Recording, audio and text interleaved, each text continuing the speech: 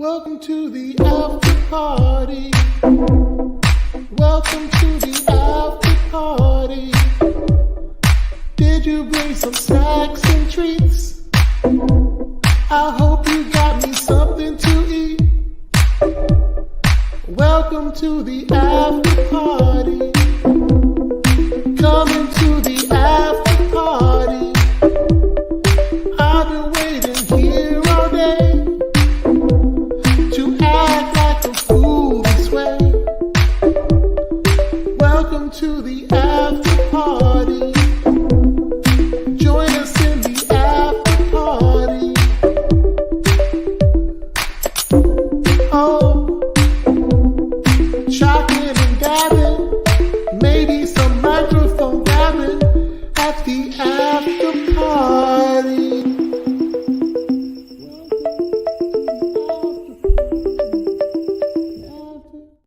Hey, what's up, everyone? Eric here. Welcome to the stream. We have a lot of interesting topics today. However, I have a special guest. Pagey is busy. He got stranded in the outback, and so he is there now fighting off giant huntsman spiders. So he will return hopefully unscathed very soon. But yeah, so I have a special guest today, but we're going to be covering all three of the shows. Today we'll also be talking about Gotham Knights. Paige doesn't really watch it, but the special guest that I have is caught up to date. So we are going to have like a separate section just for some Gotham Knights stuff. I know you guys have been asking for that, so we'll do that. I didn't have my Gotham Knights review this week. I had a very busy week. I was busy both Wednesday and Thursday. And so I was unable to get that review up, but there is a video up about some Batgirl drama, I guess, around, Warner Brothers. So we'll talk more about that over on Twitch this week when we have more news. Anyway, I do have a special guest, and this is someone who is not necessarily new to the channel, also not new in the chat. And you guys know him. He's part of the Geek Drums live stream on Mondays with Lance. And so I thought I would invite him on. I believe this is his first after party. He's been on the stream with me before. I've done streams with him, but I think it's his first after party. So please give a warm welcome to 3Dub. 3Dub is in the house. There we go. 3Dub is here. Good to see you. Good to have you here. Thank you. So I invited him on. I had like a roster, like I have a little bowl of people that haven't been on yet. And I'm like, when I need someone to fill in, I'm like, let me ask the people that haven't like been able to make it.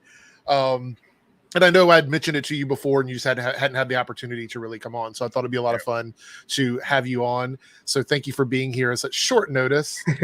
So 3Dub, you do a stream on Mondays with what is it, Geek Nation Live? Is that what no, is?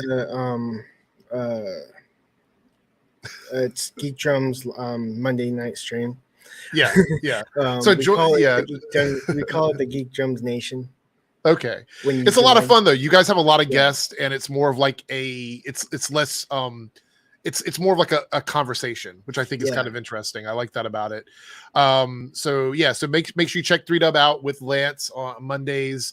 At what time do you guys do it live? Same time as you. Okay. All right. So like yeah. Okay. All right. There we go. Josh Darby swooped in with a $5 super sticker, and I don't see it here. Let me go over to YouTube to see it because StreamYard doesn't tell me.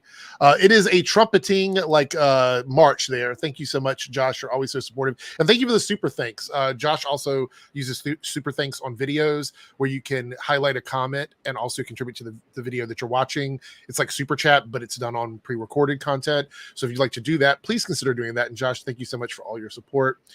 We also have a super chat here from Staggervore, and this is talking about my second YouTube channel, which I've talked about on Twitch quite a bit. 499 super chat. Thank you for what you're doing over there, calling out bigots on. Well, I feel like it's gotten to the point where it's hard to ignore now, and so I've kind of decided instead of doing it over here because people don't subscribe to this channel for that kind of content. I would open up a second channel so that I can do it over there and it doesn't interfere with my content over here. So thank you so much for checking it out, Staggervore, and thank you for the super chat. All right, here we go. We're going to jump into our first topic. Now, the first topic isn't about the three shows. We are going to get to those. But this was an article that came out. I know this isn't the original article, but it was the one that was sent to me, and it does have the information in it. And it talks about some of the CW shows, and we're in a situation now where we don't know what's coming back and what's going away. The Flash we know is ending, but the other two, which is Gotham Knights and Superman and Lois, we don't really know the state of those shows. Now, we talked about the fact that we thought Gotham Knights was going to be a one and done season, and now that it's come on, it's gotten very good reception from people. And are you watching Gotham Knights every single week as it's on, or are you like just catching up with it when you get to it? Gotham Knights, I've been pretty much watching it weekly. Okay. Superman and Lois definitely live. Yeah, 100%. Yeah, 100% live.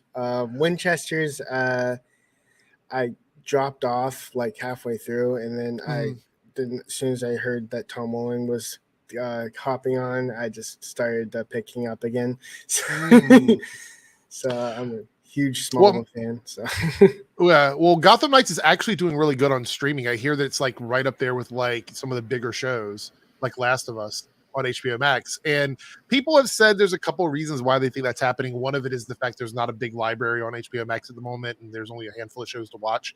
But you can choose not to watch it. That's the thing. Like you could just go, it's not for me. But apparently people are picking it up and watching it. And in this article, they go over the likelihood of what's getting renewed and what's not. Things seem promising for Superman and Lois, but not so much for Gotham Knights. And it says here, kind of surprising too. It is surprising.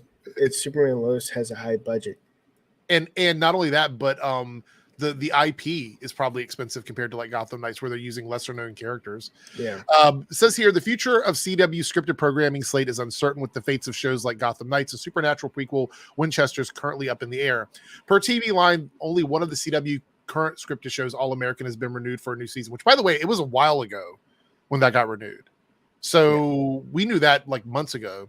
And that leaves 7 other shows: All American Homecoming, Gotham Knights, Kung Fu, Superman and Lois, Walker, and Walker Independence, and the Winchesters, in a state of limbo for the time being. Are you surprised, before we go into this article, are you surprised we haven't heard another show picked up yet? At least one other show?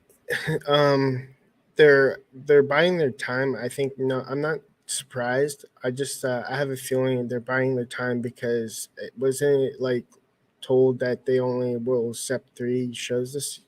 That's the rumor, 3 to 5, but more on the lower end, probably. Yeah. So if it is 5, I suspect like Winchester's and Superman and Lois and Walker. Okay. Here goes. Of the 7 shows, however, some are more likely to be renewed than others. According to TV Line's renewal scorecard, Homecoming is rather likely to return, given the fact that All American has already been renewed. So, I mean, I said the same thing, when I heard about this, that since the shows are very heavily connected, that it wouldn't make a lot of sense for them not to bring it over when the other one has already been renewed. Not a big shock. But this is kind of interesting. It goes, the outlet similarly views both Superman and Lois and Walker as being safe-ish bets for renewal. So that's shocking. Walker, not so shocking to me. But Superman and Lois, kind of shocking to me that those are safe bets for renewal. This sounds really good, considering we had that quote from Tyler Hoechlin where it seemed like he was sort of giving up on the idea that Superman might be a thing for him in season 4. Yeah, I think it was him trying to prepare himself for the possibility, but not like giving up the role. Like, he knows the role will live on without him. So yeah, it's one of those PR speeches. Yeah. So let's see. I'm gonna add someone here. There we go. All right. Okay.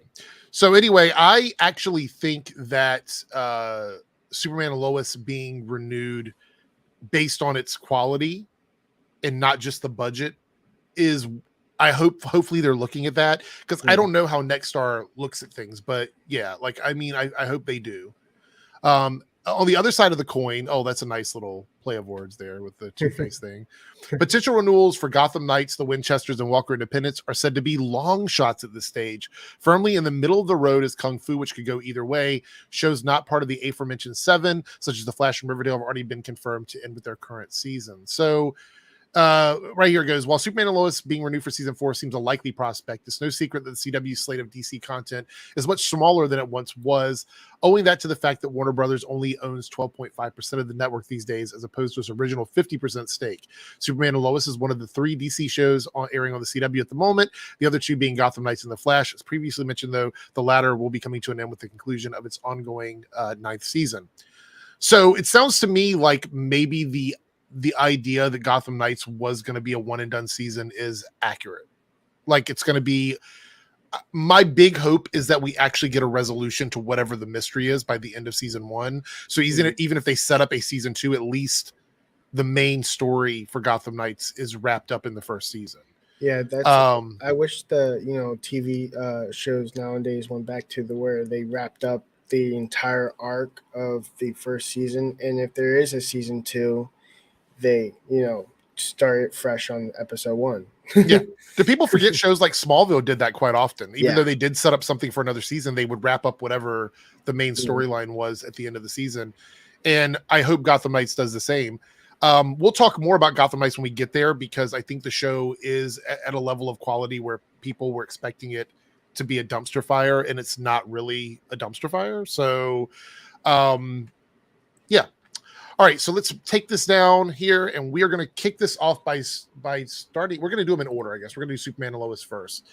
And this week's episode, we'll do the best for first. The best for first. This week's episode was called Too Close to Home, and this was the episode where we're following up with Lois after her first chemo treatment. We have John Henry on a mission to figure some things out. And the follow-up with Candace's dad was kind of the main stuff that happened this week. And then we also had the supporting story with Lana and Kyle and Sarah, which we will talk a little bit about that, because I didn't talk about that much in my review at all.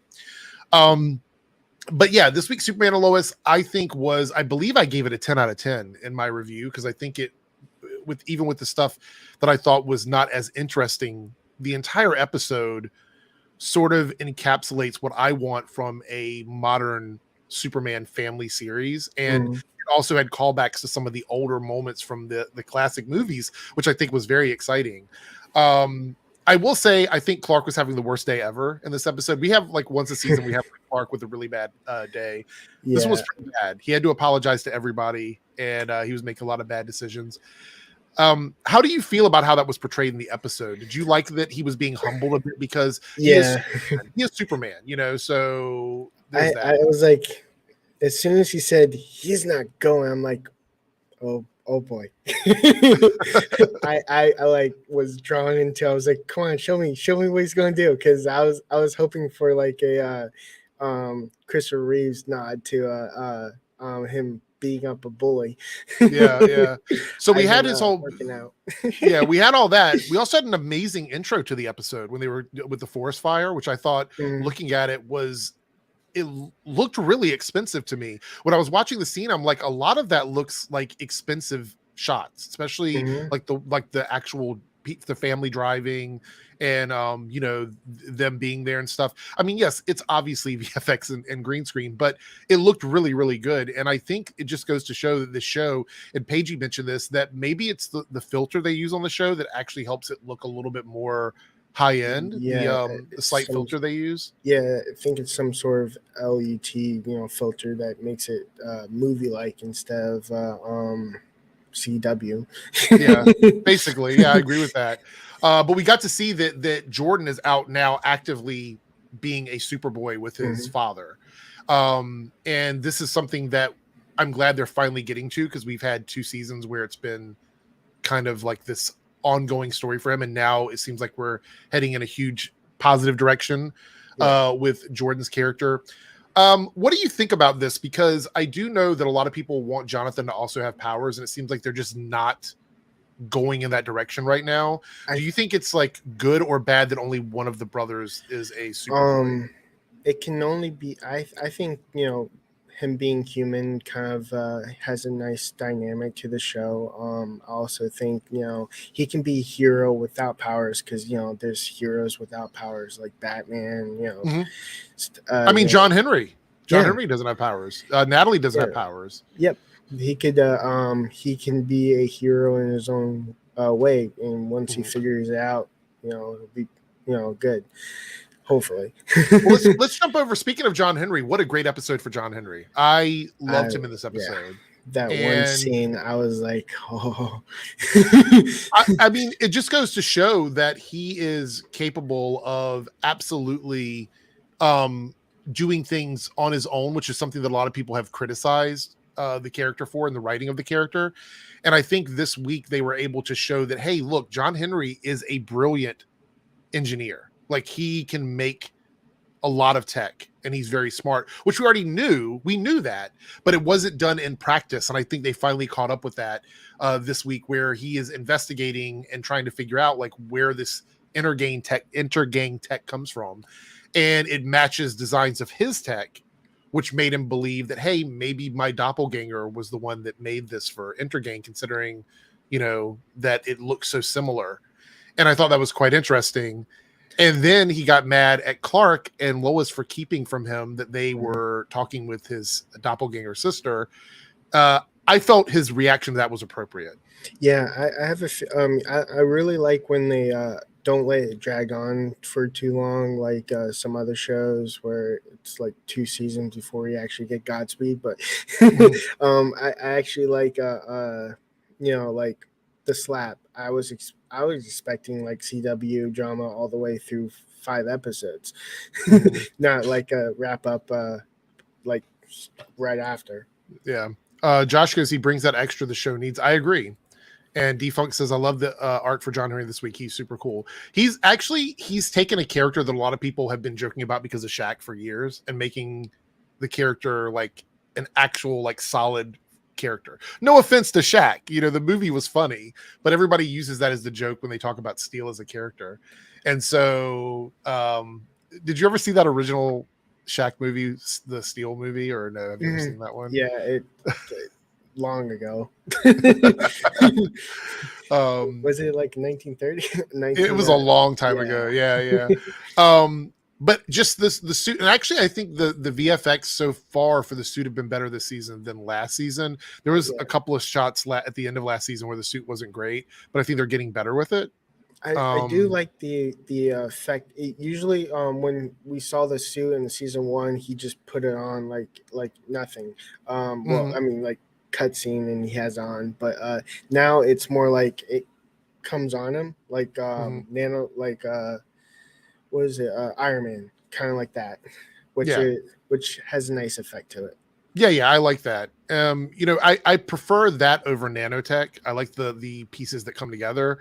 But also nanotech is really easy. Like, I would not be surprised if they get a season 4 if he gets more like nanotech, like with the Flash suit on. Speaking of suits, I kind of want like Superman to show how he gets his suit on.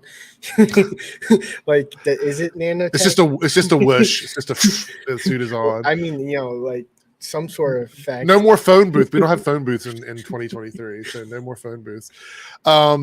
But John Henry goes to talk to his doppelganger sister, who obviously is very surprised to see him. And I'm like, I don't know how would I react to something like that? Because he's from another Earth. Like, it's your brother, but it's not your brother at the same time. So that's kind of weird. Yeah. It's kind of it kind of made sense of how she reacted. I don't know how you would react to that situation, but for me it made a lot of sense of how she was reacting. Yeah, I thought it was well done.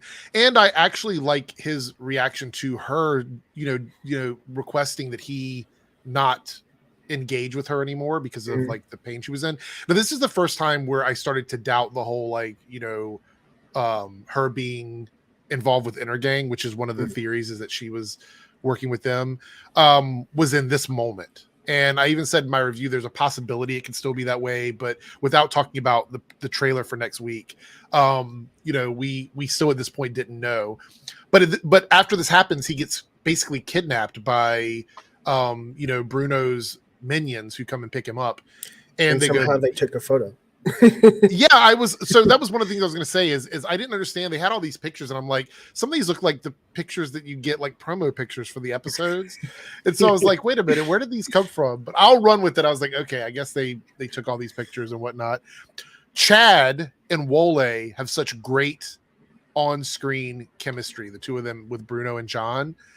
And Bruno basically, to me, was gauging what John Henry was capable of, this version of John Henry, and how far he would go. I think he knew there was a possibility that things could go exactly the way they went.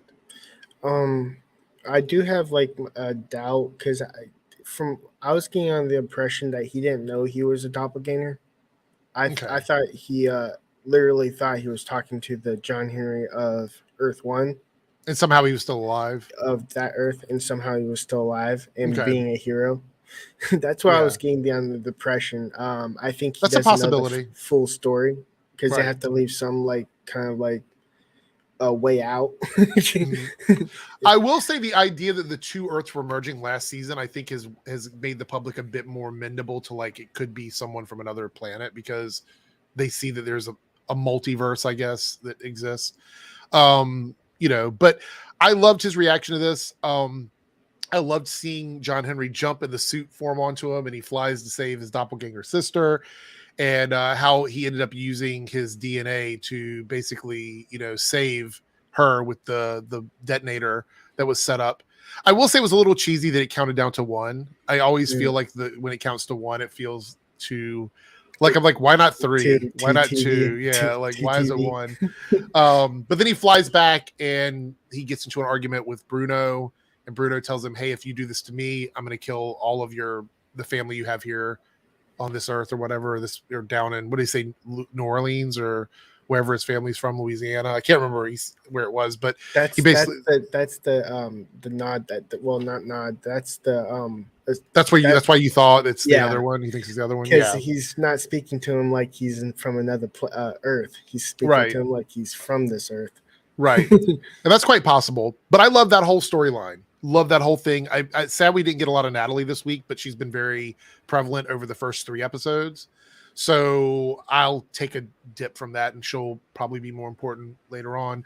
But then we have the stuff with the kids, and we're talking about Candace with John, and I think Emmett is her father's name, and he goes to confront him and gets punched by Emmett. Like, and I'm not talking like a shove or like a slap or whatever, like a straight up punch. Sucker punch.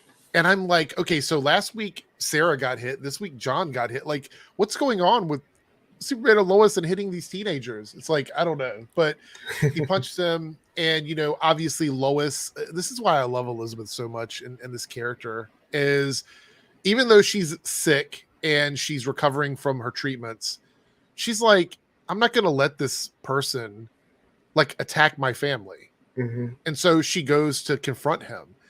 And even when I just love the moment, everybody would say I'm a Lois stan. Okay, I'm a Lois stan. Fine, I'll take it. But when she was standing in his face, not moving, not flinching, not anything, I was like, holy shit.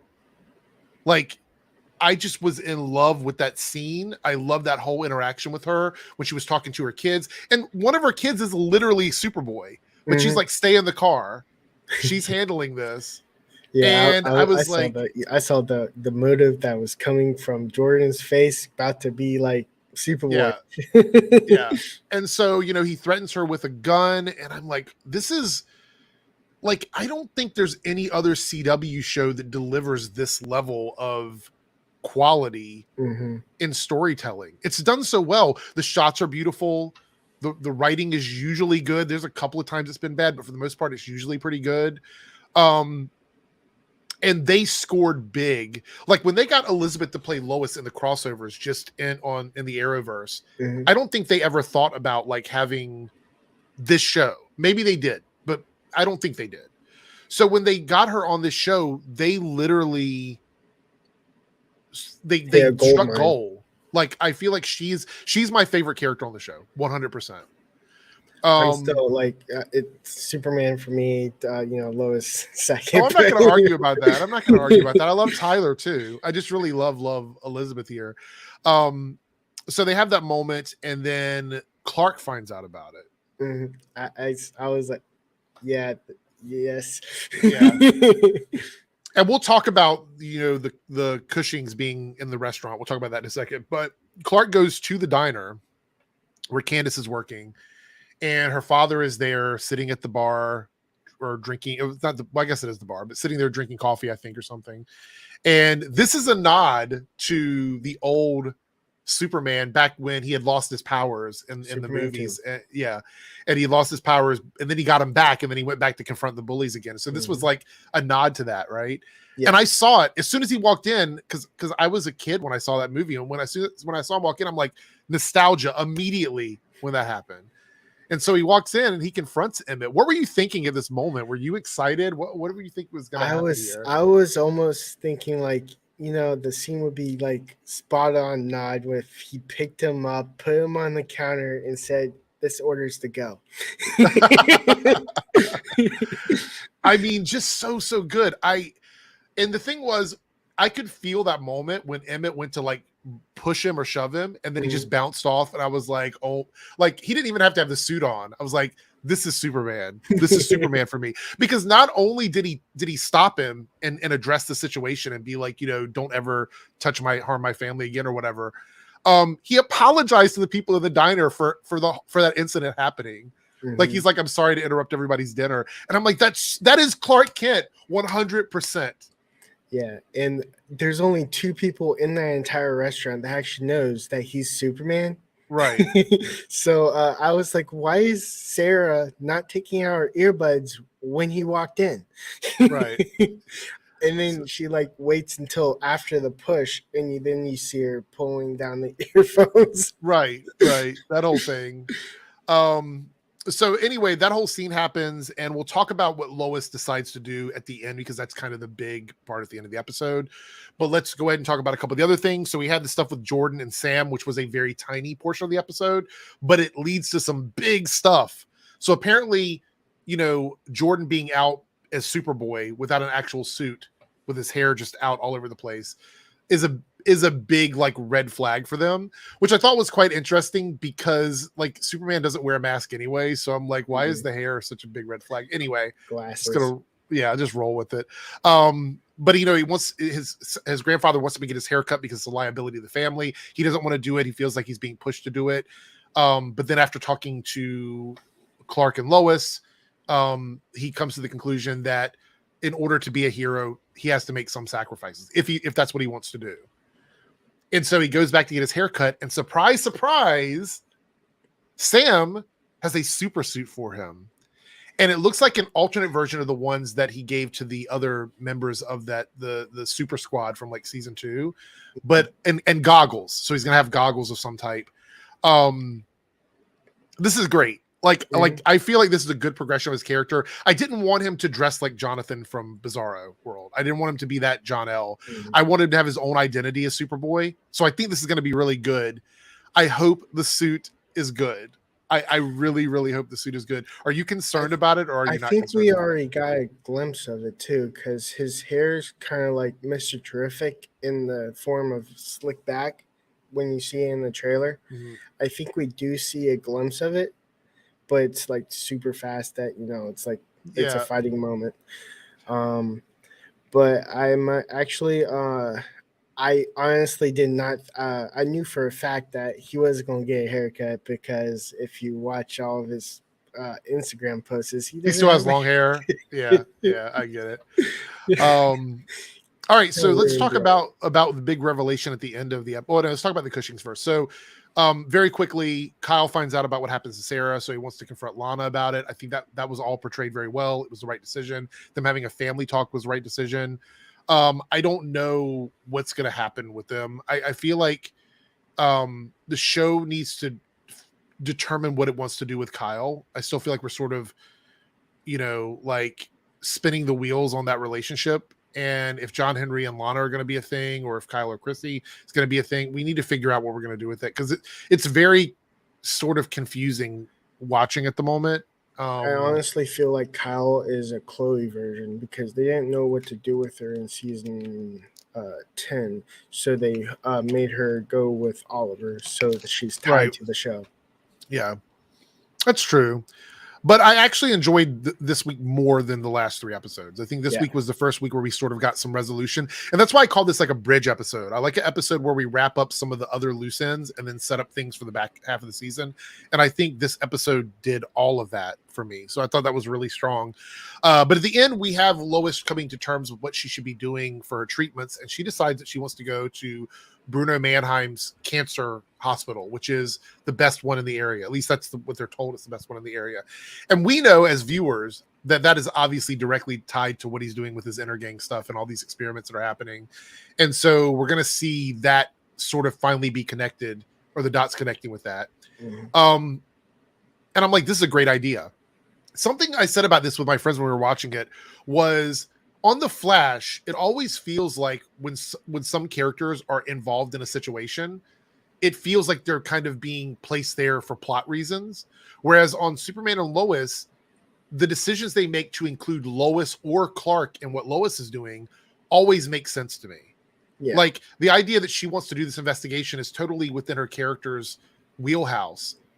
It also speaks to the cancer treatments that she's going to be getting, but it also allows her to continue her storyline with Intergang and help out the stuff with John Henry and Clark. And so she's literally doing the best of through her, what she's capable of.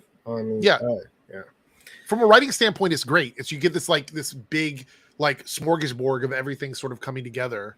But Bruno finds out that Lois is coming, and he decides that he wants to be directly like hands-on with her case. And I don't think she knows that. So this is going to be one of those things where tension is going to be just, when he walks in the room, is going to be like, tense. So I think this is going to be quite interesting. And I really, really enjoyed this week's episode. So I gave it a 10 out of 10. That was my score, I believe. And if it wasn't, then that's what I'm giving it right now. But I'm curious what the chat thinks. I gave mine a little bit higher. What did you give it? 200 out of 10. So, chat, what did you think of this week's episode of Superman and Lois? Did you enjoy it? Did you not enjoy it? I'm curious to see what everybody thinks about that. All right, so we do have a Team Eric member chat from Cody, who brings up, he's been a member for 39 months. Thank you so much, Cody. He says, Gotham Knights does well internationally. Yeah, I've heard that as well. I don't know how much Nexstar cares about that. I would like to think they would consider it, because I'm not like a big, huge, like, cheerleader for Gotham Knights, but I'm enjoying the show. And so I think there's something there. You know what I mean? It hasn't really excited me. The only thing like it's exciting is the Court of Owls. But it hasn't, like, it's more like a nice TV show to watch casually. But you're not like overly excited. Like Days of Our Lives is something you watch. Yeah. I see a lot of people giving it anywhere from 8 to a 10. I see Jay says 11 out of 10. I feel like a lot of people are really enjoying this episode. Oh, Darth Sin says 7 for me. I just don't like that Bruno is like Diaz and Arrow and should be taken down, but keeps getting away with things so far. But they're being smart about it on Superman and Lois. If you think about the reasons why he's not being taken down, it makes sense. One of the big things is that Superman can just beat up people, right? He's very good at doing that. But when you have a character like Bruno and Lex, they get out of things because they outthink the people they're going up against. So I kind of like that, but it's your choice. Robert says, a 3 Dubs crossover. I love it. Good to see you, Robert. Good to have you here.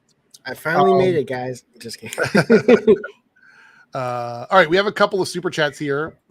Algorithm with 279 goes, who would you ship on Gotham Knights? I don't know.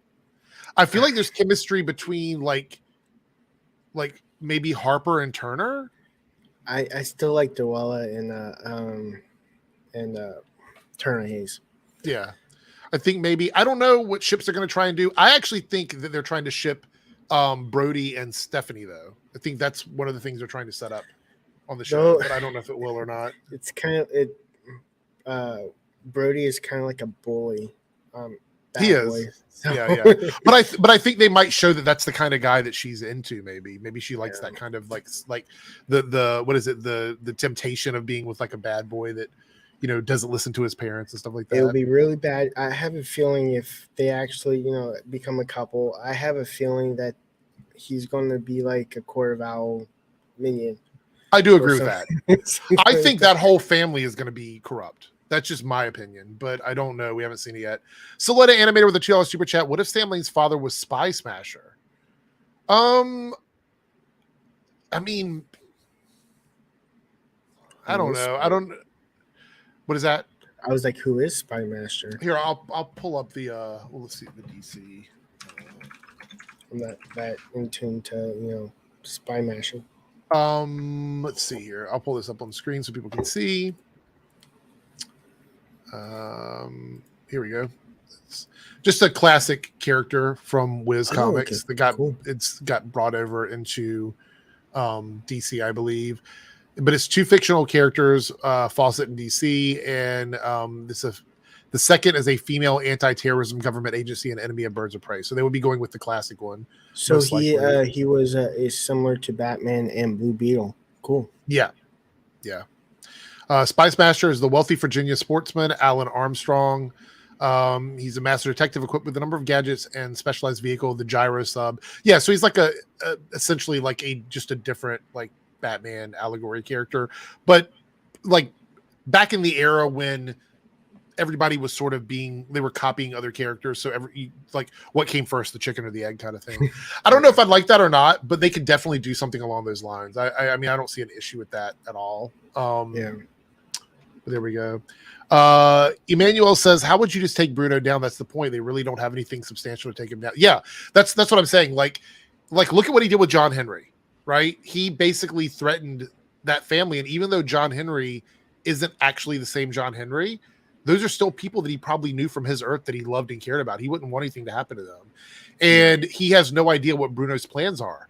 How would Bruno kill them? Would it be an assassination attempt? Would it be something more insidious? Would it be like the long game where he waits a while and then just takes them off one by one? Like, we don't know how he would do it, and John Henry doesn't know how he would do it. So, and he doesn't want repeat what he did with Lois and Cancer, because he doesn't have like an emotional attachment like he did with his wife. So it felt weird, and he didn't see her as a friend until the end. Right. This is good. Like, there's no real evidence on Bruno since he gets everyone else to do things. Yeah, I mean that's what Lex does. That's why these characters, these mastermind characters, are so frustrating, because they might not have any powers, but they're very smart, and that's what makes them so dangerous to characters like Superman. So, yeah, very excited about that. All right, let us move on. We're going to be talking about Gotham Knights. Now, this was episode 4 of Butchers and Betrayal. And I'm going to leave the floor open for questions. We're not going to spend a lot of time breaking down Gotham Knights like we did Superman and Lois. I want to talk about a couple of the things that I really enjoyed, and some of the things we got to see. So we're finally seeing Harvey and the Two-Face stuff start to happen. And you were saying you saw some signs of it. Did you want to talk about that in the episode? Yes, I did.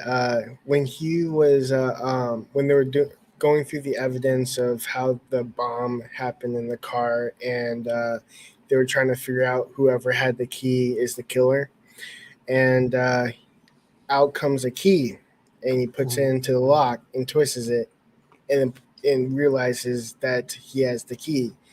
I have a feeling that Two-Face is having a kind of like dual personality. Kind of like he's doing with Edward Nygma in Gotham. Right. How he had two different personalities and they finally merged. I have a feeling they're kind of going that route. Okay, so you're thinking it's going to be super very much playing with the idea of like the multiple personality. Like one side's the knight, like the hero, and the other one is the dark one that kills people. Yeah. That actually would be very interesting if they play with that on the show, because we already know like the show is taking a different approach with a lot of characters. Some of them are more dead on, and I want to talk about that. So we know that Harvey is running for mayor, and we find out in this episode that Lincoln March is also running against Harvey and using like all of his power and connections to do that. And we also know in the comics that Lincoln March is connected to Court of Owls. So it makes sense that they would want one of their own people running the city, because look at the drama they had with the previous mayor, who was not doing what he should have been doing for the Court of Owls. Apparently he was kind of making them nervous. And so they want to make sure that power is held on to. And the really exciting thing about this is Lincoln March, and we talked about this before. We're going to go over who Talon is, because in the last episode, I was trying to figure out, is Lincoln March going to be Talon, or is he going to be another character? We do find out who Talon is in this week's episode, but Lincoln March in the comics is a character called Owlman, and he believes that he is Bruce Wayne's brother, Thomas Wayne Jr. He's also connected to Court of Owls, and he also runs for the mayor. So I think there's a possibility, and I mentioned this a couple weeks back, that we might see Owlman on the show, because I don't think that's an embargoed character. I don't think DC would have a problem with them using Owlman. They could literally make him Batman on the show, but just make him Owlman with all the bat stuff, if that makes any sense. Well, it's like what they did with the Batwoman, where they had the face, the guy that stole Bruce Wayne's face, Thomas Elliott, where they can have Batman without having Batman. Right. So I think they could go that way with this character, because we know that they're willing to put money into some of the costuming. I think Talon's suit is really cool. I know it's just basically a black, like almost like ninja type outfit, but it works for the show. I think it's really well done. But yeah, Ragu Owlman was an anti-hero of sorts, right? So, but in a reality where Batman is gone, I believe Watchman is Night Owl. I believe that's the Watchman character. I believe it's Owlman in DC comics proper, and Night Owl in Watchmen. Correct me if I'm wrong, but I think that's the way it works. I get confused too, so I'm not totally sure. But anyway, I'm really excited about that. But the reason why I think they're setting that up is because we've already established that he can fight, because it's mentioned by Stephanie when they're going to the gala together, that she knows he's like a fencing champion or something. So we know he can fight, which is why I thought he was going to be Talon, because he is obviously connected to Court of Owls. Lance was saying that's a kind of a stretch. Like fencing, I get, but going to fencing to sword play is kind of like a long stretch of skills. I just actually think I thought they were really trying to set that up, which I thought was really interesting. I would. What do you think of the idea of like Owlman being a character on the show if we get something like that? Because some people wouldn't like it considering there's no Batman, but we just have to accept there's no Batman in this world. It's just he's not going to There was no Batman on Crisis on Two Earths either. I mean, on his version of the Earth, where he was the only one, so he was called Owlman. They can do that, but I actually like the idea just to have it as a first live action, but I'm hoping they pull it off. Yeah, this is a good point. And actually, in the animated movie, Owlman is so good. The Crisis on Two Earths movie, so good. I was like, he's kicking Batman's ass. Like he was really, really, really good. But that's a different version from the one that Lincoln March is. But yeah. So anyway, the other thing we have this week is the mystery on like these markings that they find on people's bodies, and they end up connecting it to Talon and the weapons that Talon uses. And I had a little nitpick about that, how they figured out that the little knife is connected to all of them. Well, what was your nitpick? I'd like to hear what you have to say. Go ahead. What is your nitpick on? Because I haven't done a review this week. So I was like, who knocks a knife over and then automatically picks it up and looks at it and sees the same mark as on the bodies. So it was like it was plot convenience. It was plot convenience. I was like, So yeah, and Robert here made a good point, and I thought about this too. Like Gotham Knight has so many holes. The world's greatest detective and supercomputer didn't think to check his great grandpa for wounds and then run it for other similarities. I would say we don't. This is not me forgiving it. I'm not an apologist, but I'm just throwing this out there as like an alternate thing. It's quite possible that he just never had a reason to. Yeah. I mean, it's like Batman died and these markings were obvious, so they connected the dots on this. Maybe maybe Bruce Wayne never thought about that. You know what I mean? I don't know. I'm not making excuses. Maybe they'll answer it at some point in the show. I have no idea.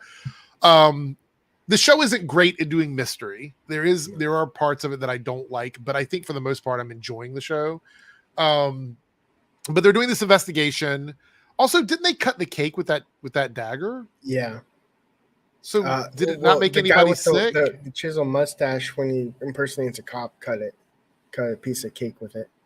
So Cullen cut it then. Yeah, I think it was Cullen. So nobody got sick off of that? Why would you cut it with a dagger anyway? The dagger's been in people at least. Like, yeah. It's a little weird. Sanitize it beforehand? Maybe. I'm not sure. But yeah, they deal with that. And they find out the dagger marks go all the way back to Alan Wayne and what happened with the family. And then this investigation happens. They go... Oh, I completely forgot. The congressman or whatever that got killed at the beginning of the episode. Mm-hmm. They go to his house, find his son, and his son talks about him making these things about the owls are in the house. And so all that kind of puts the dots together, connects the dots. And the big reveal is that the butcher character whose mother they go to visit, I know I'm skipping all around here, but Duella and Carrie go to the nursing home, which, by the way, she was very creepy. Mm-hmm. Eunice, I think was her name. Yeah, they go to the nursing home to visit her. Duella with blonde hair was really funny, by the way. That was a funny scene. Yeah. Totally creepy. She talks about her father being alive, and it's revealed that Talon is her father, which I believe the name was Felix that we looked up earlier, which is the butcher, and he's alive. They bring him back to life. And it makes me wonder if that's possible. Are we talking like Lazarus Pit here? Is that what we're getting into, or what do we think is? What do we think is going on? I think he's a special case, like a mutation kind of that happened. Okay. Because we got in. I have a feeling he has some sort of healing power. That is like, I'm thinking Stargirl, where Shiv's dad is a mutation. Right. And he can probably come back to life and stuff like that. Mm-hmm. So I have a feeling it's something along those lines where he's unhuman. Yeah. Yeah, well, Silhouette Animator talks about them resurrect themselves in the comics. I understand that. I was wondering in the context of the show, though, because we haven't seen more than one. We've only seen just this one character. I thought there's a possibility there could be more than one, but... And it feels like his bones were all twisted and, yeah, and it was coming back together. I'm like, ugh. Yeah, very weird. But yeah, so we have this realization that Felix is now Talon, which means that leaves Lincoln open for something else. And we have a couple super chats related to Gotham Knights. So let's answer those before we wrap up our thoughts on it. Silhouette Anime with a $5 super chat. Lincoln March was kind of in Gotham 2 in the form of Bruce's clone created by a different version of Court of Owls. So that's super cool. I don't know if I'd want him to be Bruce's clone. I think that would be kind of obvious if he looked like Bruce Wayne, because he's been alive just pretty much as long as they already casted Bruce Wayne. So if it was a clone, he wouldn't look like that actor. Yeah, I don't even know if they're going to go with like him thinking that he's Thomas Wayne Jr. He probably won't do that either. I think that would be a big stretch for the show. They could, but I don't think they will. Yeah, I think he's just going to be Lincoln March running for mayor, and he's going to end up being Owlman for the Court of Owls. That's Speaking of the mayor, I like the nod to Michael Keaton where Harvey Dent was the mayor, but he never turned into Two-Face. Yeah. I think what would be interesting is because we know Brody is sort of wrapped up with his family, and we said it's going to be shady. Mm-hmm. But I wonder if Talon is going to be like the main like physical threat for the season. And at a certain point, he's going to threaten Brody and Stephanie, and Lincoln is going to have to be Owlman and fight Talon to defeat him. Because I think that might be what's going to happen, and the kids have to just clear their name. There's not going to be like a lot of... I mean, I think they'll probably help, but I think we're going to see Lincoln fight Talon. Do you have a picture of Lincoln March so I can get like an image of what he looks like? From the show or from the comics? From the show. All right. I have a feeling I've already seen him dressed up as like one of the Court of Owl henchmen. All right. Let's see if he's the one I'm thinking of. Hold on.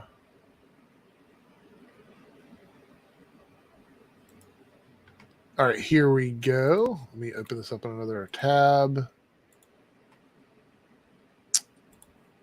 Share screen. There we go. There's Lincoln March from the show. So just so everybody knows what we're talking about. Okay, yeah, he looks like his hairstyle that I saw on when he was confronting Harvey Dent and giving him the coin and all that, and Mhm. then when they snuck into the Wayne Manor and a bunch of people in these white robes and stuff and have masks. Well, one of them has his freaking hairstyle. Oh, okay. So I think he's a quarter vowel. Okay, but I'm thinking the dilemma might be that they're going to try and flip things on the head and make it so he has to make a decision between Yeah, his quarter vowel. family and the Court of Owls, and we'll Yeah. get to see something along those lines.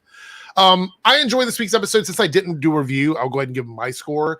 I think the show is still like not like great, Mhm. but it's above average, and so every week I've kind of been giving it like a 7, and I still feel like the show is at a 7. I think it's just a solid superhero Yeah. TV show. It's not doing anything, extraordinarily great, but I've been giving it low scores. The first one was like a 4 for me. By this episode, I think it is a 7 now. okay. I think the show still, like, you know me, like if something's bad, I'll be like, I Mhm. hated this, right? This is a show that I started out with very low expectations. So I've been pleasantly surprised. It was at the because ground. especially coming on after Superman and Lois, because you've got that really high bar with that show. And the fact that it's been better than The Flash has been in a couple episodes is very telling of like where we are Yeah. on the show. Before we move on, we're going to answer these super chats, and everybody give your scores in the chat. Algorithm says, do you think we'll see a true Two-Face? Well, spoiler alert, Misha was actually on set sharing photos of him in makeup. So I think we will eventually That's get a real another thing. I Two-Face. think it's a one and done series. Yeah, I think he might become Two-Face at the end and set up something for like the next season, but then we won't actually get a season 2. So Yeah. unfortunately. Silhouette Animator with the $2 super chat. No more explosive arrows to defeat Talon, please. Yeah, because they were fighting in the Bat Cave, and they were doing everything they could to try and stop Talon. And when they see Talon's back alive, they're going to be completely like, what is going on? Because they thought they defeated him, and obviously they didn't. They're gonna be like we missed, but they didn't miss. Yeah. So 8 out of 10, 7 out of 10, 6 out of 10. All right. 6 out of 10, 6 out of 10. So yeah. Let me ask the question in the chat. Actually, I'm going to run a poll before we move on to the next topic here. How many people are still watching Gotham Knights? Are you still watching Gotham Knights? I just asked that question. Anyway, here we go. We're going to ask the community. So the poll is popping up now. Feel free to engage with that and let us know what you think. I will end the poll in just a moment before we move over to talk about the Flash. Let's see here. I'm Close just not that watching window. it live. Yeah. So my question to you before we move on, and again, we're going to end the poll before we jump into the Flash. Would you like to see, based on the 4 episodes we have now, more in this world of Gotham Knights? Would you like to see that? Would you like for them to connect it to Superman and Lois, like David Ramsey said, or is it more like you're okay if it doesn't continue after the first season? Where you feel it? Where are you falling in this category? I think it should be a standalone. If it does get a season 2, do something like Black Lightning, force it into the situation, Okay. like he would just appeared in Crisis and now he's living on Earth Prime, kind of like that. Okay. You don't want to connect it to Superman and Lois, though, right? No, I do not. Just as you, I would consider, connecting to if we do get that. Okay. All right. A couple seconds here. I'm going to end the poll. If you haven't voted yet, please vote. We have 140 people in here, so feel free to get your opinion out there. Because then we have a Batman-less person. Yeah. I would like the opportunity to have Batman on Superman and Lois. Okay. So we had 40 votes. 100 people didn't vote. You guys, you got to vote. But out of the 40 votes, we have a percentage here of 64% people are still watching and 34% are not watching. So it seems like a lot of people are still interested in Gotham Knights. I actually think the next episode is going to determine if people continue to watch the show, because I think the next episode has to be a step up, because if it continues to be mid, people I think are just going to get absolutely bored My with that. limit is like 5 episodes. If it doesn't catch me, I just drop it. Yeah. Josh Darby with a super sticker. It says, "Keep it up. We're trying. We are trying. The energy levels are through the roof here."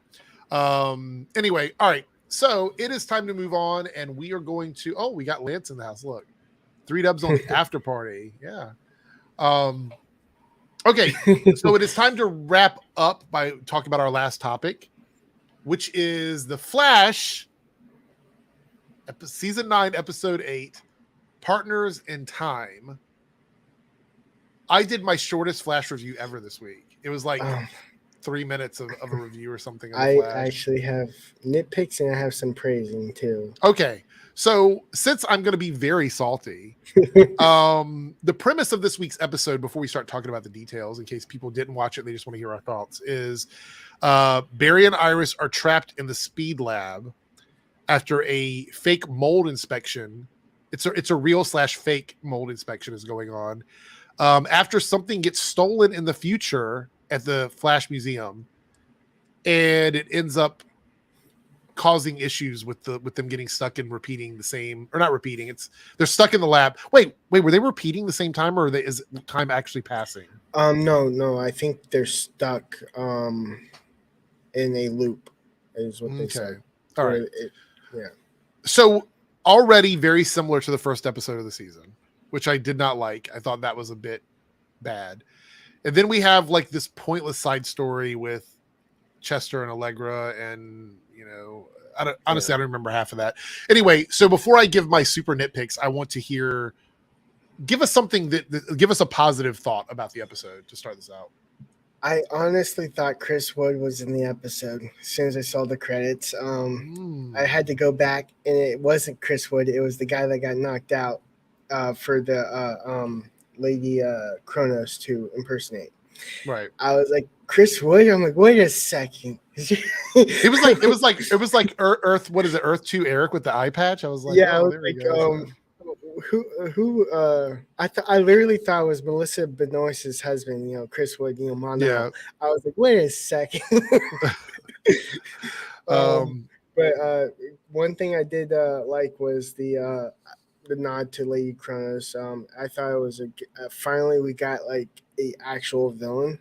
It felt Dreamer's episode was not a villain, but she was mysterious and controlling. Right. And then episode 6 was just god awful. But yeah, I have more nitpicks than praising, by the way. Yeah. Yeah. Like, well, I figure we'll get all the good stuff out of the way. Yeah. Yeah, let's see the good stuff. Let's see. Is that it? Is that all the good stuff? We got a nod to Carla Tannhauser finally, but we never actually see her.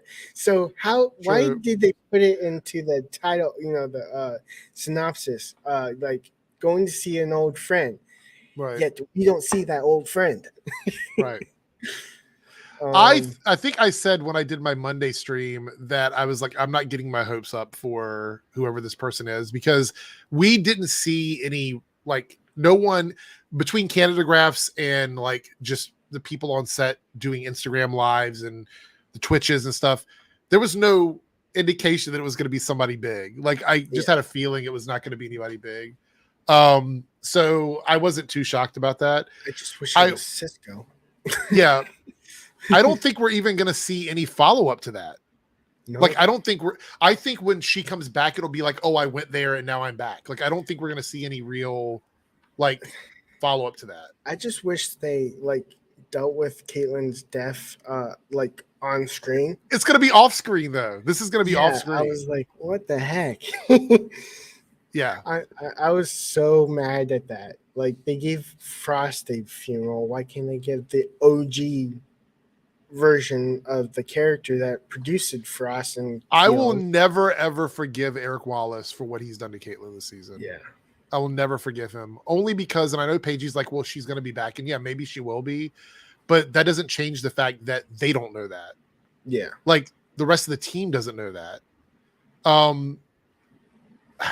I feel like I talk about this every week, but I can't get over this. I can't imagine losing a friend as long as they've known Caitlin, and it literally not affecting anything for them. Do we really want another scene where Barry and Iris hug and not actually have emotion? I know. I just don't think I don't think they're taking it seriously. That's the problem. I feel like I don't need a whole episode of that, but every once in a while a mention of like, you know, like for example, when that whole medical thing was going on with Dreamer and Iris, there was no one going, oh man, I wish if only Caitlin were here or something like that. Like there was no mention of that. Like they like name drop like every single person that they could think of. Like they were like, I'm gonna call Cisco, I'm gonna call Supergirl, I'm going Supergirl. But no one said this is making me really miss Caitlin, or Caitlin would know what to do, or something like that. No mention of it at all. It's almost like when Keone came onto the show, Caitlin was just erased. From the show. Not just dead in terms of the show, but like just erased, because there's been no public mentioning of her passing away, yet Keone's walking around the city.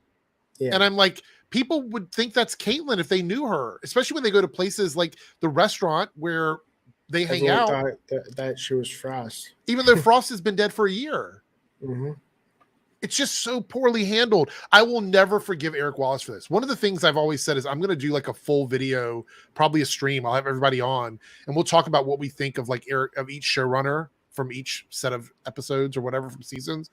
And I don't want to dogpile on Eric while he is showrunning the series. But once the show is over, I have no problem talking about like what actually happened. The dragon. Yeah, I mean, because I feel like while it's happening and while it's going on, you know, I try not to cross that line. But once the show is over, I have no problem expressing my opinion. Do you have some sort of, you know, silver lining with the episode? I like the, you know, like back in season 7 when Abracadabra, you know, came back and said like, you will be obsessed with the future. They're really digging into this obsession with the future, because like that's true. The map book, and now he's going to the future in a time loop. Yeah. He's been doing so much for the future, and even like he's buying a bunch of he's making a crib for Nora 7 months in advance, also part of the future. Silhouette Animator, I have your super chat starred. If it's supposed to be text there, write it out and tell me it's your super chat, and I'll put it over. Sorry that happened. And also he bought like Nora's favorite ice cream. It was a chocolate chip cookie dough. So I want to point out, I think Grant said that this was going to be a sitcom episode. Like I think he's the one that said that, right? Yeah, he said it in the episode too. I'm like, are you like promoting yourself? Promoting it? It's like it looked like 4 guys are from a sitcom. So for me, this felt like a Legends episode before Legends found its footing, like before they actually got in the sweet spot. Because even I have criticism of Legends. I think Legends in its later season kind of understood the vibe of the people that were watching the show. However, this Flash episode felt like an attempt to copy what Legends is, and it didn't do it very well. So I didn't really care for that either. There's also sort of, you know, like jokes that I caught on and I laughed, but it wasn't like I don't remember them now. Do we want to talk about how pointless the Chester and Allegra stuff was? I mean, it was they could have done it in one scene, the beginning. They didn't need to like literally draw it out for like 40 minutes. It was just an I love you storyline. Yeah. Which, by the way, I want to point out, we are on episode 8 of the final season, 5 episodes from the end of the series, and they're still playing this back and forth with Chester and Allegra. They're still doing it. I truly believe that Eric Wallace ran out of ideas for them individually as characters and just decided to do this as their storyline. Because I'll say this, I said it before, no offense to Kayla, or Brandon. Especially Brandon. I think Brandon's a really cool guy. I don't know much about Caleb, but Brandon, very cool guy. They've been given nothing. Like, if you think about it, Allegra got a level up where her powers got better, and then nothing was ever done with that. That happened like over a season ago now at this point when she got her extra powers? It was what episode was it? De La Cruz. Hers. But what episode was that in the lineup? Was that like middle of the season or 16, I think. So even less than we're less than a whole season away from that, and she still doesn't really use her powers.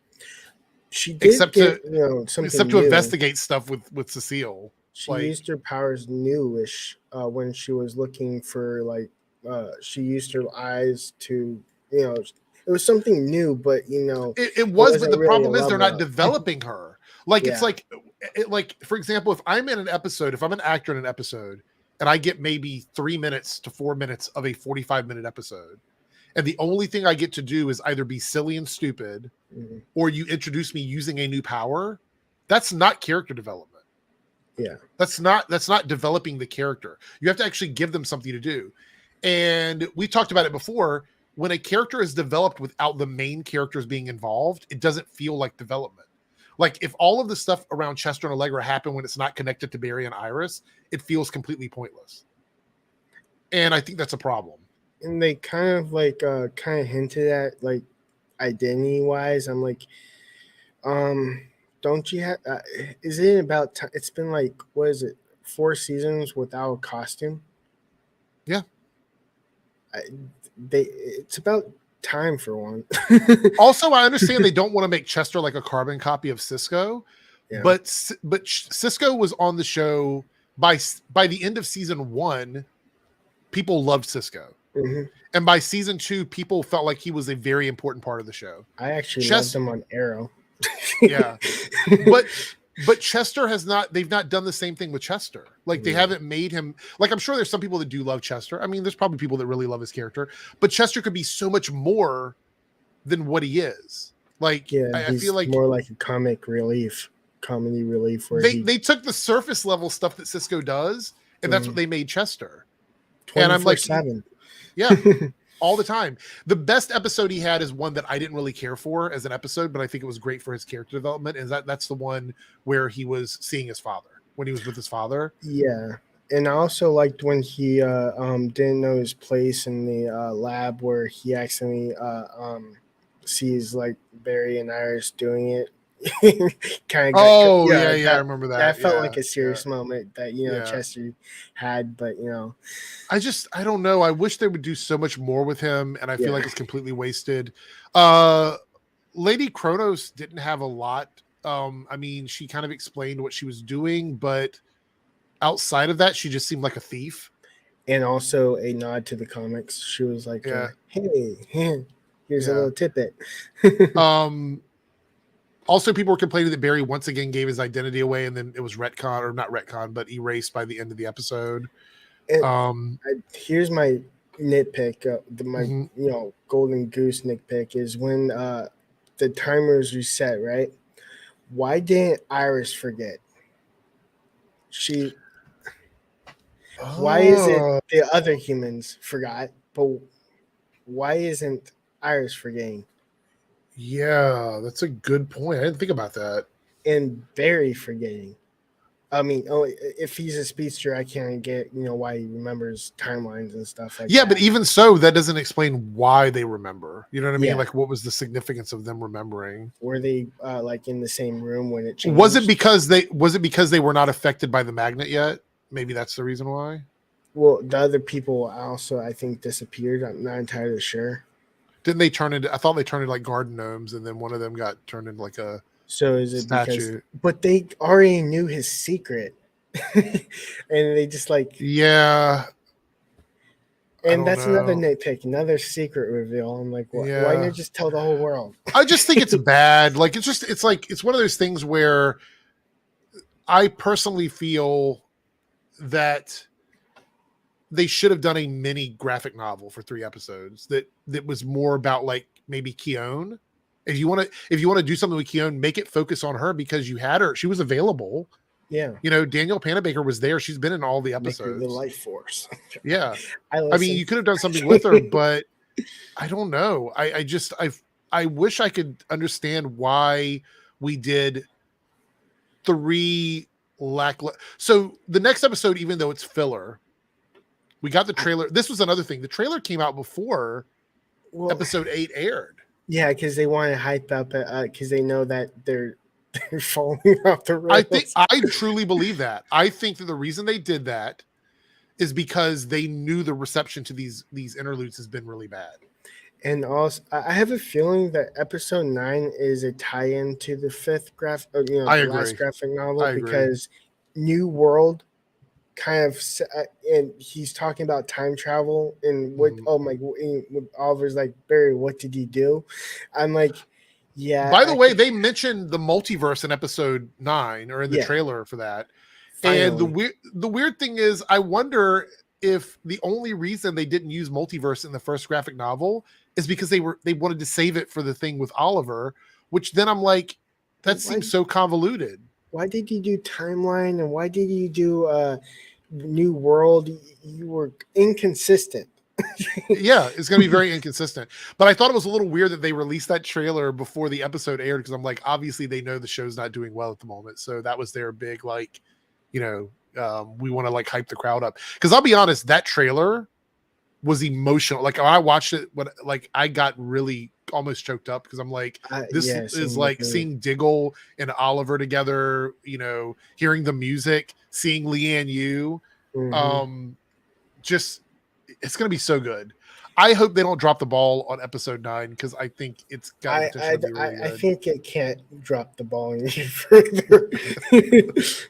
I think they dropped it as far as it goes, and now it's bouncing back up. Guys in the chat, give us your score for this week's episode of The Flash. I don't remember what I scored. I think I scored it like a 3 or 4. I think it was like a 3 or 4 out of 10. I think somewhere around there. But I'm curious what everybody in the chat thinks. I gave it a 6, but I'm probably going to go down a little bit because I have more negative. Yeah. Positive. Yeah. Wow, 8.5 out of 10 from Algorithm. I just, speaking of Keone, they literally is like, how do you know these things? And she goes, I just do. Yeah. That's like giving an answer without giving an answer. Yeah. because they don't see the problem with Keone is I don't think the story is that deep. Yeah. I think she's just the life force. That's what I think it is. And they don't want to give that away. So they just can't tell us anything about her because it would tell us what she is. So it's just this silly game that they keep playing, which I just getting like super annoyed with. All right, let's answer these super chats. Actually, we'll do this one in a minute because that one's not related to it. Here we go. Silhouette Animator. Actually, let me pull that up. $5 super chat that just came out with like a laughing emoji. Thank you for the super chat. But then here's the comment. I just said the Flash's dramatic scenes were reminding me of the awful Marvel cartoons like Avengers Summer or the Hulk cartoon on Disney. Yeah, Disney XD. Yeah, I can see that. I just did not. This is like, honestly, when I go back and watch this season, I may start at episode 9. Like I might skip pretty much everything from the beginning and just go straight to episode 9. Yeah, I feel like 9, 10, 11, 12, and 13 are like the top tier. Yeah, I agree. We had actually, I think that's it for Flash comments. Wait, no, we have one from Thomas here. £5 super chat. Do you think that Oliver, I assume, Spectre, will convince Diggle to accept what he was in the box? No. I don't. In the trailer for the episode, we see them facing off against Bloodwork, and Diggle is still wearing his regular suit.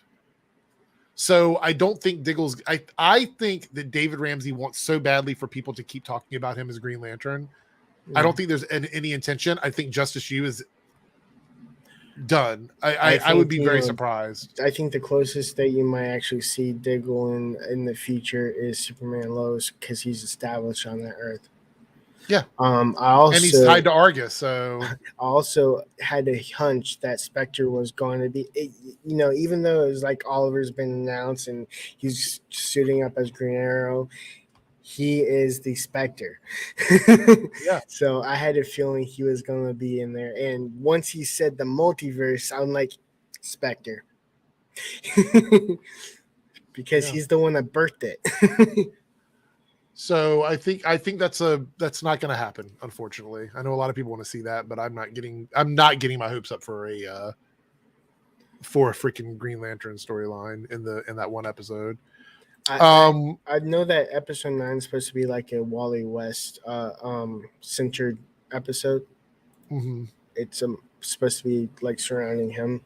Yeah, to wrap him up. I mean, we're getting so many good things. Thank you, Josh Darby. We're getting so many good things in that episode. We're getting Wally back. Diggle's coming back on the show. Oliver's coming back on the show. Bloodwork's coming back on the show. I've been waiting to see Ramsey. He's finally back now as Bloodwork.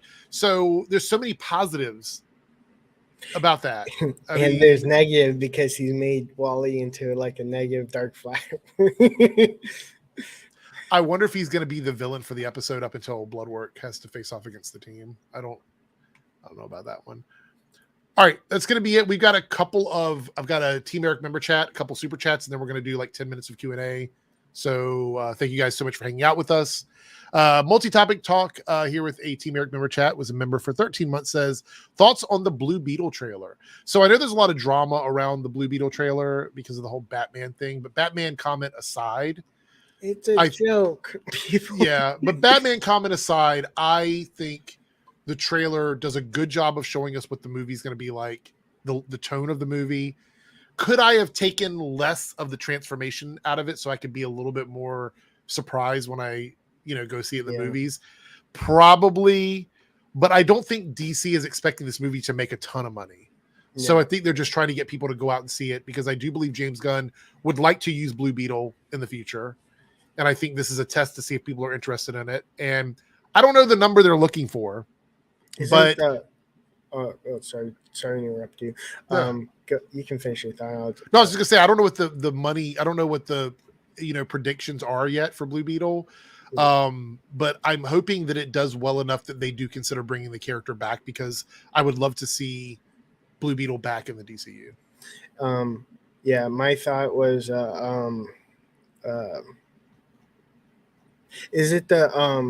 is this movie happening after Flash or before? Oh, I don't remember. Let's see. Because if it happens after Flash, I think it's after the Flash, honestly. Okay. Because the Flash is June, Blue Beetle is the first DCU movie. Blue Beetle is August, so it is. It's after the Flash. So this would be the first DCU movie. Yeah. And then I enjoyed the trailer, so I'm looking forward to the movie. I did not expect George Lopez to be in a superhero movie at his age. I'm not the biggest like George Lopez fan, to be completely honest. I think he's funny in certain things, but yeah, I don't know. I think the only show that I've seen him in, like I like his comedy, is the George Lopez show back in 1990s. Yeah. I also saw him Lava Girl, Shark Boy and Lava Girl, but that's it. I will say this though, the whole Batman comment, I don't want to dive too much into it because I don't have much of an opinion about it, but we don't know what the Batman of that world has been accused of doing. Like, we don't have any idea. There could have been a scenario where he did something that was authoritarian, and that's why they say that about him, or the newspaper spread lies about him. We have no idea, and maybe they will explore that in the movie, which is why I'm like, why are we getting mad about something when it's taken out of context? We don't even know what that is. Yeah, the comment is like he's a fascist. Is that the term that they used? Yeah. In what context is he a fascist? Is he like a fascist by popping out windows, laying superhero landing, kind of showmanship? I think it might be because he's accused of pulling out his own version of justice, and maybe he sees that as like an authoritarian type situation where he runs Gotham, basically. You know what I mean? Okay. Like Batman. I mean, if you look at it, Batman may not be a worldwide vigilante superhero, but when it comes to Gotham, like you don't like fuck around. Like that's the truth. And in the Kingdom Come storyline, Batman absolutely had authoritarian tones in that when he created the Bat Army that was basically in charge of Gotham. So, but I don't think that's what they're going to go with Blue Beetle. I think there's a line that leads into that, and I think there's a line that follows that up that we just don't know what that is right now. I don't know. I'm not too pressed about it because I don't really care. If the movie's good, the movie's good. If a joke doesn't land, a joke doesn't land. I will say the suit looks better. I'm a Smallville fan, so for me saying this is high praise. It's better than the Blue Beetle suit that we got in Smallville. All right, so we have a couple of super chats here. Josh Darby with the $5 super chat and a Team Eric member. Thank you so much, Josh. What DC hero would you be, and who would you want your arch enemy to be out of all of the DC characters? I mean, I know which hero I'll be. There's a hero that I like in DC that's such a weird choice. I brought this up before. I've said this before. And Paige says it's a cop-out because of who it is. And it's not an original DC character. It was a character that was acquired by DC. And that is Dr. Manhattan. I like Dr. Manhattan. I feel like he's such a cool that blue character. Guy? Yeah, he's blue. Yeah, he's like a reality warping. You want to be like naked 24/7? I mean, he can do anything. I think if he wants to be naked, he can be naked. I don't know. Like he lives on Mars. So I mean, why not? I mean, but I like him because he's like keys. True, but he can reality warp, so that means he can give himself clothes whenever he wants. So you can put your clothes. I could be styling all the time and never have to worry about it. So I would pick Dr. Manhattan as my hero. And I'm going to say this now, not that I think he could do anything to Dr. Manhattan, because Dr. Manhattan's very powerful, but I've always had a thing for Eobard Thawne, so I would want him to be my arch enemy because I think he's one of the coolest villains in DC. So if you could pick a hero and a villain, who would you be and who would you want your arch enemy to be? For me, it's a tough one because I like a lot of them, and I will say that for me, I would go with something unoriginal and be like Hawkman. Okay. And because my go-to is always going to be like Superman or Flash. Of course. So you're going with like a second choice, not a first choice. Okay. Well, it's actually my seventh choice. Hawkman, and my arch nemesis would be Owlman. Oh, okay. Very cool. Thank you, Josh, for the super chat. Okay, Hell's Bell here with a $1.99 super chat, and this is an interesting thing. We didn't talk about this, but I saw the story earlier this week. Thoughts on Eric Wallace wanting to write Swamp Thing for DCU? Hell no! Hell no! You need someone who has an experienced background in horror movies to write something like Swamp Thing. The Swamp Thing TV show was so well done because they understood the type of character they were writing. The movie needs to be like even deeper and darker than it was in the TV show, honestly. The TV show, like the TV show was like spot 10 out of 10, with the horror of how Swamp Thing is supposed to be portrayed. So them going, I have a feeling they should go R-rated for Swamp Thing. Oh yeah, because it needs to be dark. Yeah, and if anything, if they really, really want to make fans happy, I think Zack Snyder should direct Swamp Thing because he's good with that whole darkness that as you see. I've always said this. People think that I rag on Zack Snyder all the time, but Zack Snyder is one of the most beautiful visual directors I think we've ever seen. He understands how to shoot movies. With the right script, I think he can make great content. So, I don't know. It might be quite interesting. I actually just want them to come up with, I have a fear though. My fear honestly with Swamp Thing is that James Gunn loves horror, but he also loves camp, like funny stuff. So I'm wondering if they're going to like make dark it humor. Sort of, that's what I think. I think it might end up being that. I don't know if I'd want that or not. Yeah. Guillermo del Toro would be great. I think that would also be a great choice as well. because he did I love the Hellboy series, not the new one. Would Mandalorian can be considered as dark? In some ways, yeah, in some ways, I think it could be. Let's see. All right, we've got a super chat here from Luther G, a 1999 super chat, and a Team Eric member. Thank you so much, Luther G, for the support and the super chat. Hey, Eric, do you think even if the last 5 episodes are good, will the season still go down as one of the worst seasons? For me, absolutely. You can't have 8 bad episodes in a 13-episode season and think it can be a good season. Okay, so I talked about this on Twitch, I think, with Paigey. I absolutely 100% think that even if we nail the end of the season, I don't know any other show that I have ever watched that like, for example, if this was the first season of the show, where you could get away with putting out 8 bad episodes in a row. I don't know any other show that you could do that on, or where that would be allowed. Yeah. I mean, I've always said I think season 5 for me is the worst season of the show, but I would watch season 5 over and over and over again before I'd watch the first 8 episodes of season 9. I can't believe it, because looking back at last season, we got Armageddon as the first 5 episodes of the season, which was a phenomenal graphic novel. And yes, there were bad episodes last season, but when they started out the season very strong, very, very strong. It's like they're purposely making you hate the show so that you're not feeling so sorry for it when it ends. Yeah. I just don't understand. Like, here's the thing, and this is the truth of the matter. Shows are sort of remembered on how they end and not how they begin. So I think people will probably go, oh, it had a good ending, so it had a really good like final graphic novel. Fair enough. Maybe the last 5 episodes are really strong. But when you go back and you watch shows, I do this a lot. If I know an episode is pointless, especially with like a lot of Star Trek stuff that I watch, if I know an episode is pointless and doesn't really add much to the series, I skip it.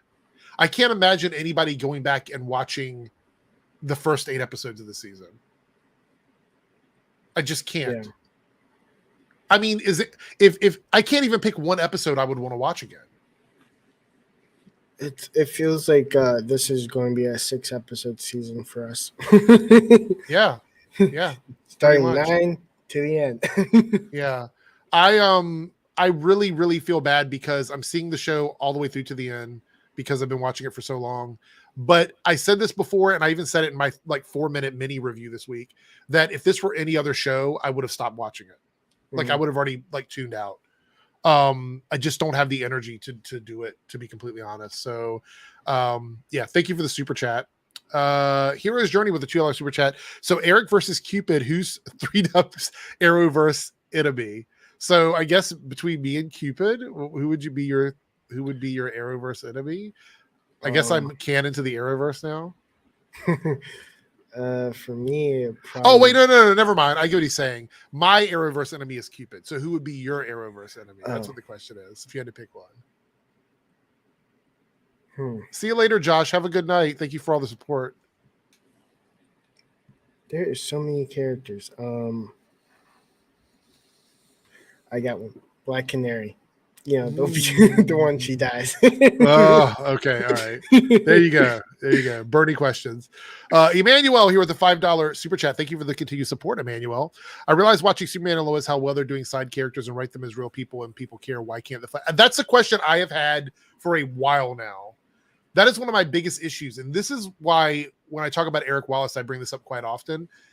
When he took over, at least in the first year, his thing was he wanted to make all of the characters meaningful, like bring everybody up and give everybody a meaningful storyline. Everybody complained like, oh, well, it's about the Flash, et cetera, et cetera, et cetera. But Eric Wallace has said this, but has yet to deliver on it. The only character that he's tried to give anything meaningful to is Cecile. That's really the only side character. She's involved in almost everything. Because keep in mind, Iris and Barry should be involved with everything. They're the main 2 characters on the show. Her Cecile powers are like almost irritating. It's yeah, at the point where like she walks in, I'm like, she's going to literally intrude on people's emotions right now. Yeah. You know, whenever I hear that sound effect, I can't do it. That I'm like, not again. I literally was like, ah. So it's too much. But Eric Wallace has talked a big game about like, you know, taking support characters and making them more important. And to be honest, he's dropped the ball on it, and that's on him because he's the showrunner. So I just don't see any. I don't know. I don't see any growth in terms of side characters on the Flash. And you're absolutely right. If you look at Superman and Lois, every single character has something integral to their character that makes them, with the exception of the younger daughter and the Cushings, because she's never really around. But all the other characters have something going on with them, and it makes sense. It doesn't feel bloated. And keep in mind, Superman and Lois has a pretty big cast as well, but it doesn't feel bloated. They do a really good job of What's funny is looking back on, I don't think with Todd Helbing, his only bad season was 5, arguably, but I also hated 4, certain parts of 4, like the body hopping. Yeah. But he hasn't had a really bad season on Superman and Lois. Like, there's bad episodes, some, like the bad lines, more like bad scene. Yeah. I think the biggest mistake they did on Superman and Lois was fleshing out Allie's character. I think that was probably the biggest thing they've ever done, the biggest mistake they've ever made. Marlon here, this isn't a super chat, but I did want to bring this up because call me old fashioned, but I'd like to see the Flash in the Flash suit on the Flash show doing Flash things. Yeah, we've had 3 episodes of none of that. And it's very obvious they're trying to save money. I'm going to tell you right now, this goes out to Eric Wallace because I know he tunes into the after party all the time. Yeah, sure. You have to nail these final episodes. You have to nail them. Honestly, fans are just not feeling it. You really need to do better. Yeah, especially with the 5-episode graphic novel that didn't really hit. It should have done better. Yeah. We have Thomas here with a £5 super chat. Thank you, Thomas. Will you rewatch season 5 someday? Because I genuinely feel bad. Season 7 and I feel season 7 and 9 are worse.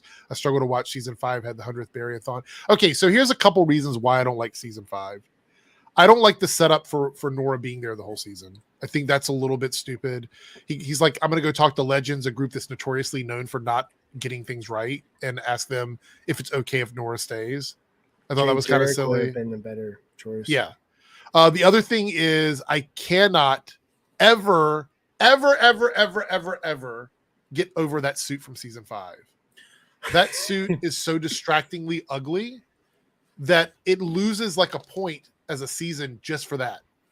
That suit is fucking ugly. Like from the neck up. It's fine from the neck down. But that helmet, which is what you see the majority of the time, is really bad. Yeah. And I will stand by the fact that I think they did it that way so Stephen Amell could wear the suit. Yeah.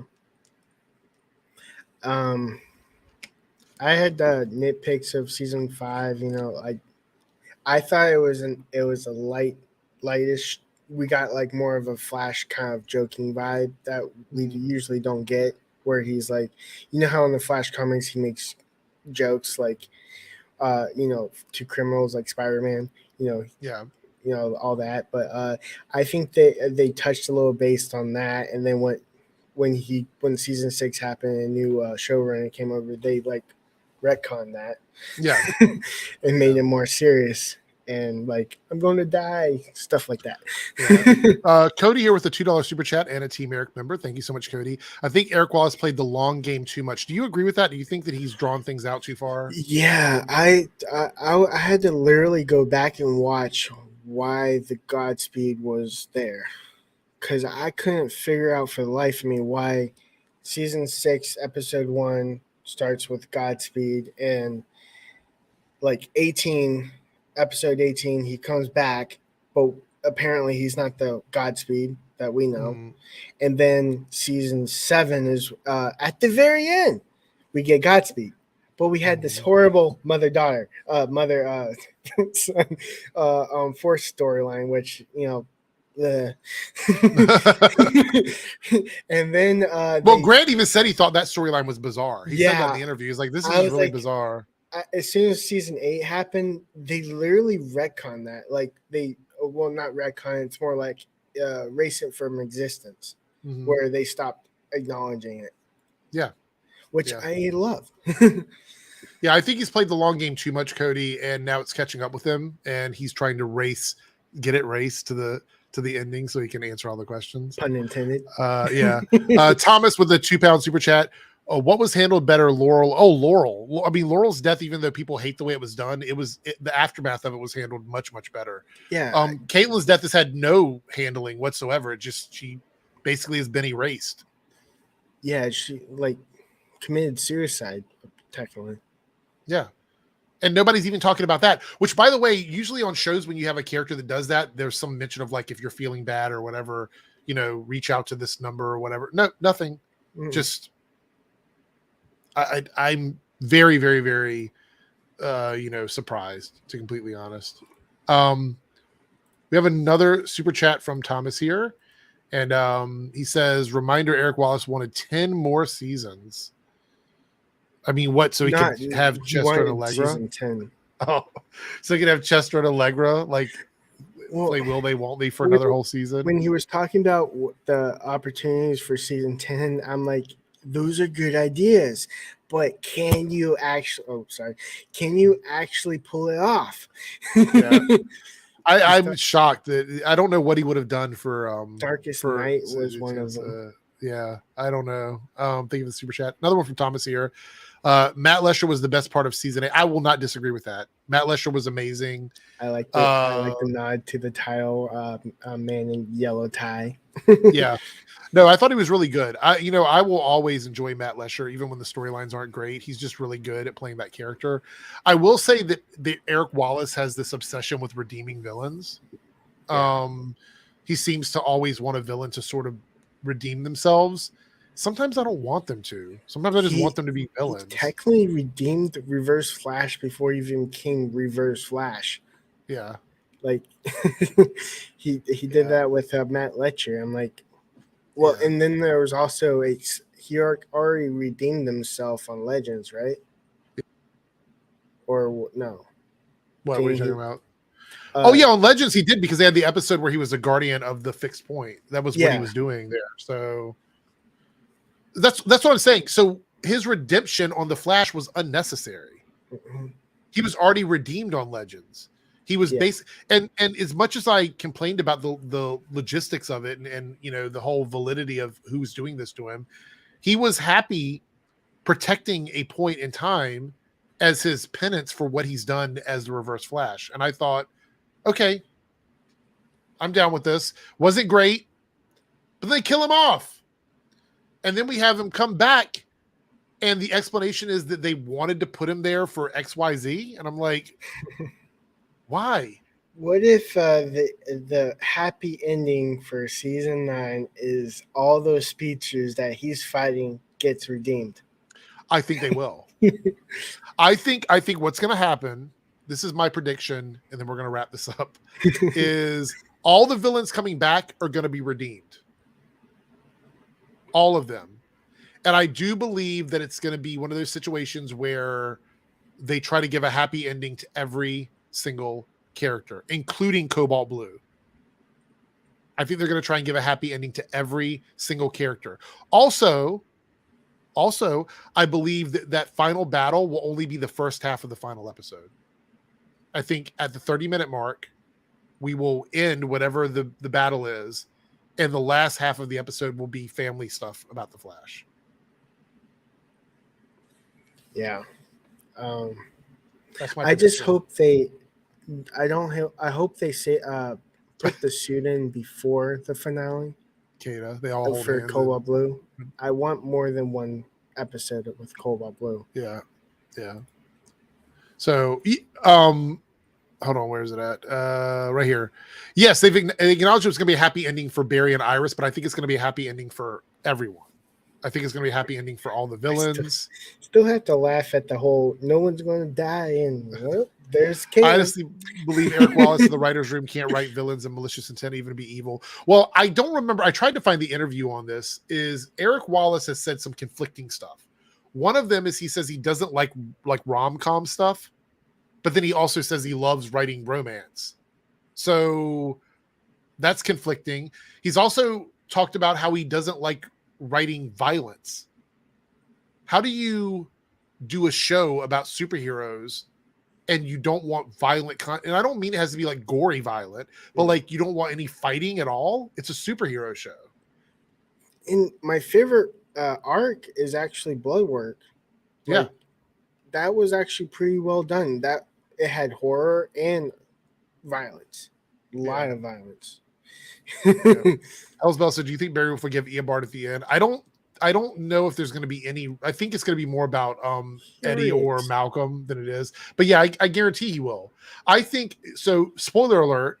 I'm going to give you a 5-second countdown for this. 5, 4, 3, 2, 1. We've already seen the final scene of the episode. Barry is running off from the city on a green screen with whatever, probably just running into the future, running in the past or something like that. It's literally just him being the Flash. And Grant's even said in an interview that the ending is not a ending because these characters still will go on. Mm-hmm. So we're only going to get an ending to like what we're seeing on the show. That doesn't mean that every character story is going to get wrapped up at the end of the season, which kind of upsets me. Yeah. Anyway, so that's pretty much it. Thank you guys so much for being here. There's no extra lap tonight. I will be doing a stream. I've already got it set up. I'm doing my first music stream on Twitch tomorrow. So if you would like to follow me on Twitch, it is Eric's Reloaded at Twitch. Which way am I pointing here? Right there. There it is. Right there. Eric's Reloaded at Twitch. So head over there to give me a follow, and I will be doing a special stream tomorrow night. If you're a Team Eric member, the Team Eric exclusive stream will be this week, so stay tuned. I will post when that's going to be live. Hopefully Paigey made it safely out of the Outback and was able to avoid any danger, but we'll see because he didn't show up in here, so he might be completely missing. He might be just gone. Did he run into Kangaroo Jack? I mean, maybe. I don't know. But I do want to give a shout out to someone who helped me out here at the last minute, and I was finally able to get him on the stream, and that is 3Dub. Thank you so much, 3Dub, for being here. You can catch him on his channel, 3Dub Productions. He can type in the chat if he wants to let everybody know where he's at, so they can go follow him. But he's also with Lance on their Monday streams, so make sure you go over and check them out and give them a little bit of support. It's you, Lance. Wait, it's 4 people now in the Monday streams? Well, it's technically just me and Lance, but we have guests. Usually it's Darren, and recently it's Taj Reacts. Okay. All right. So go over and check them out. And thank you guys so much for being here and being so positive. I wanted to we had some drama with the Flash. I didn't want it to be totally negative. So we had a lot of fun. But anyway, I'll see you guys on Monday. Monday is going to be the rant preview. We'll be talking about the upcoming episodes. And we have Titans coming back soon. So that's pretty exciting. So we're talking about that as well. And join me tomorrow on twitch.tv/Eric's Reloaded. What was I going to say there? I almost completely screwed up. So anyway, all right, everyone, have a great Saturday. And yes, happy Easter to all who celebrate. And I will see everyone next time. Take care. Bye.